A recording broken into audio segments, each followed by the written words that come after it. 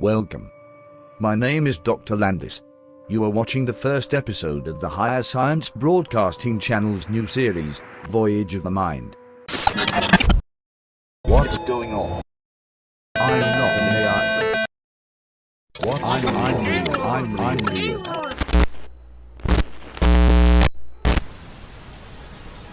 Welcome. My name is Dr. Landis.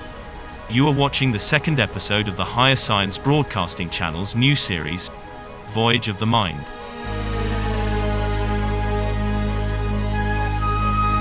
The show is an honest, scientific, audiovisual experience focusing on the analysis of phenomena. We would like to invite you to join us on this exploration.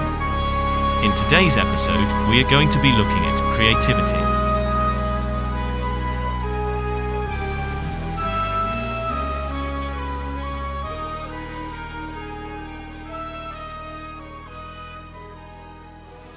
Creativity is a widely known concept in which a new substance is actualized in reality as a physical object or an intangible idea.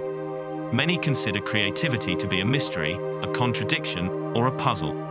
To artists and scientists, their creative ideas appear to them unexpectedly, going beyond any conscious understanding and leaving behind few clues on how it may have formed. In its most primal sense, creativity is the phenomenon of bringing something into being or form out of nothing. The concept itself seemingly bordering on impossibility.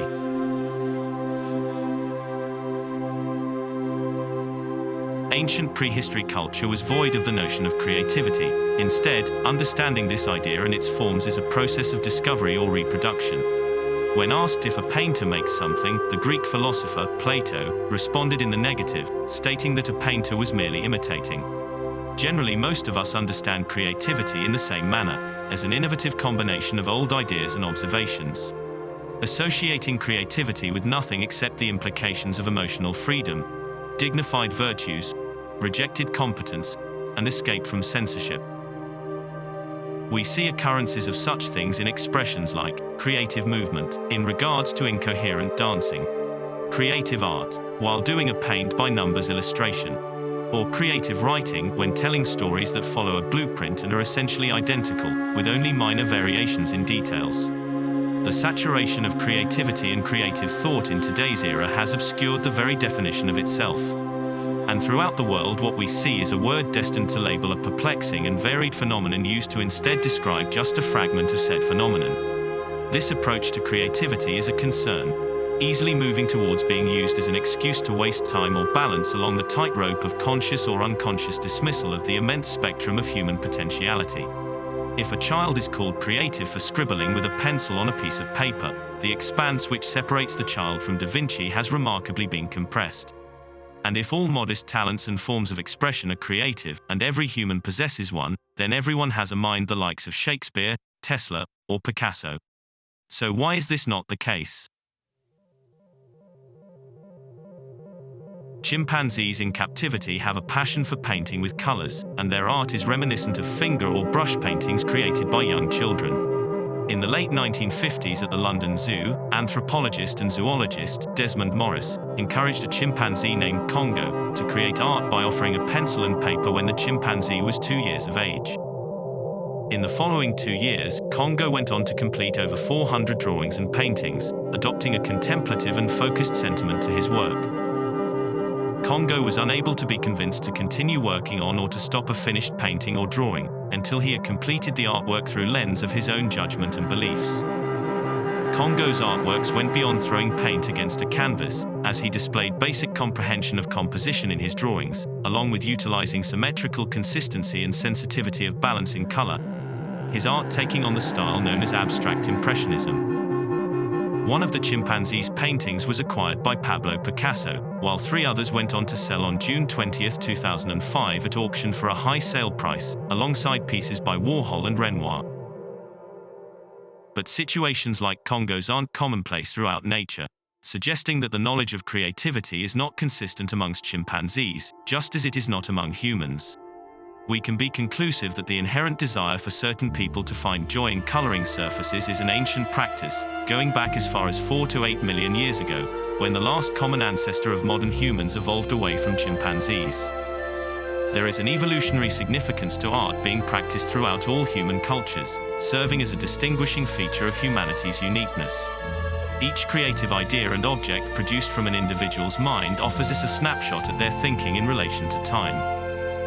It becomes clear to us that the origins of creativity in the form of art extends much farther than we realize, and looking back into the past we can glimpse how these visual forms are conceptually equivalent to the forms we know and use in our modern society.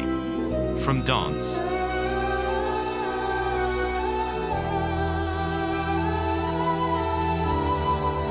to music and song,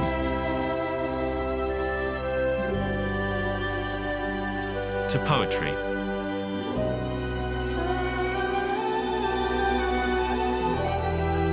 and to oral and written storytelling.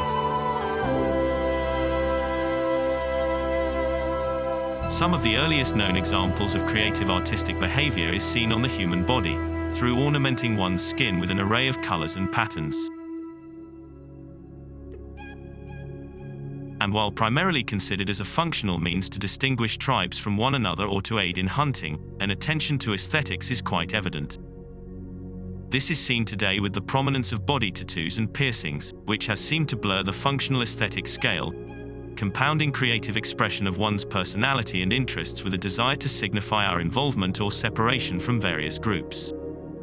Designs and patterns stemming from creative thought loosely mirrors that of entoptic images, which are visual effects occurring in the human eye brought on by the process of entoptic phenomena, the phenomena sharing a direct similarity to what one might see when hallucinating or looking at an optical illusion. These entoptic images visible in the observer's eye are elusive, unable to be shared or witnessed by others. Seeing these entoptic images and creative patterns displayed on a surface engages a desire to record it, primarily through drawing or painting, as a means of attempting to solidify and understand the self-generated visions. This innate urge becoming the basis of cave paintings.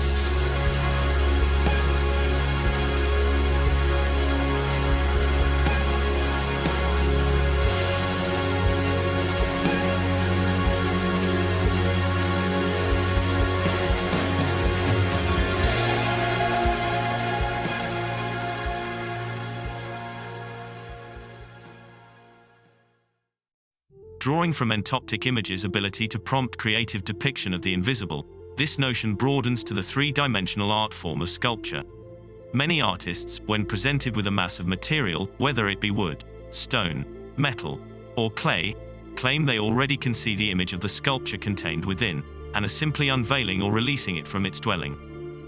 One of Italy's most renowned sculptors, Michelangelo, said himself that, "I saw the angel in the marble and carved until I set him free."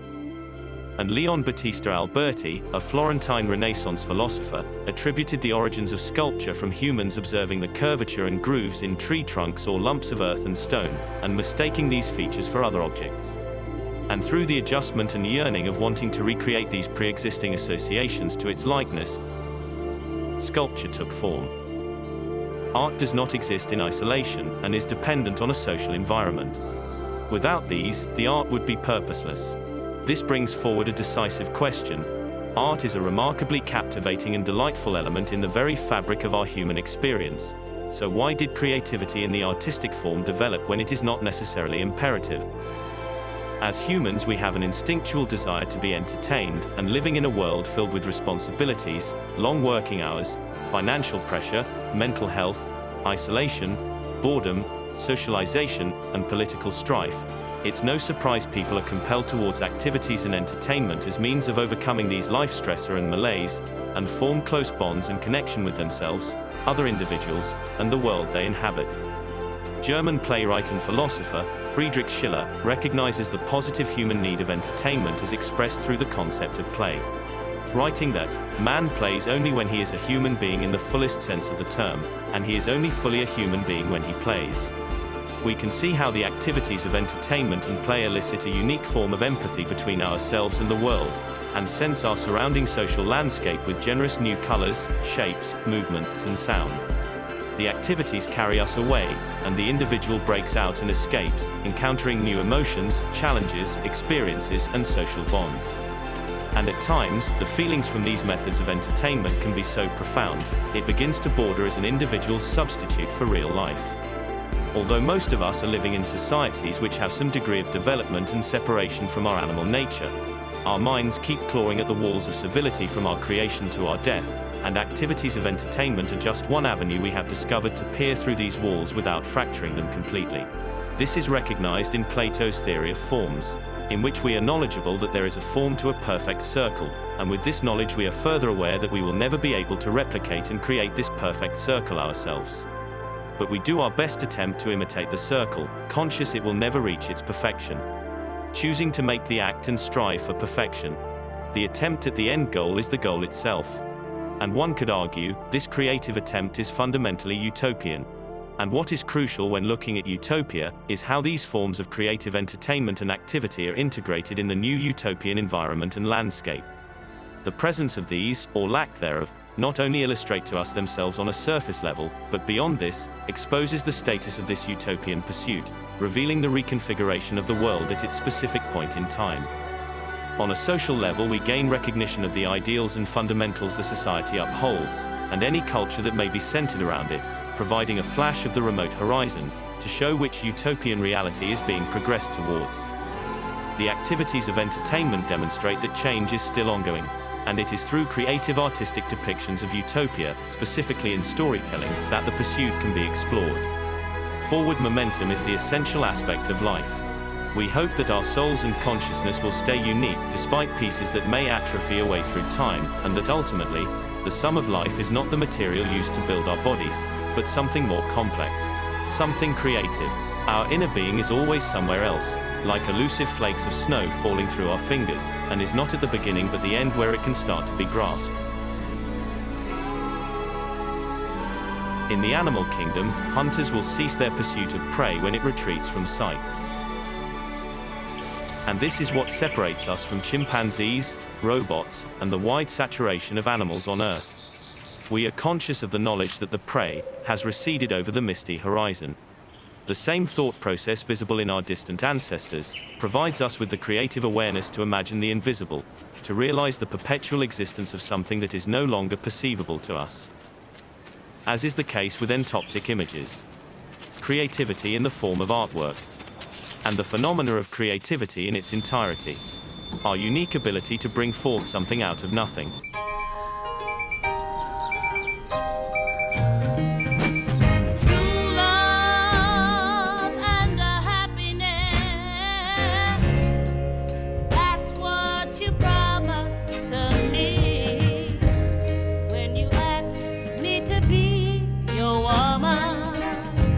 And I accept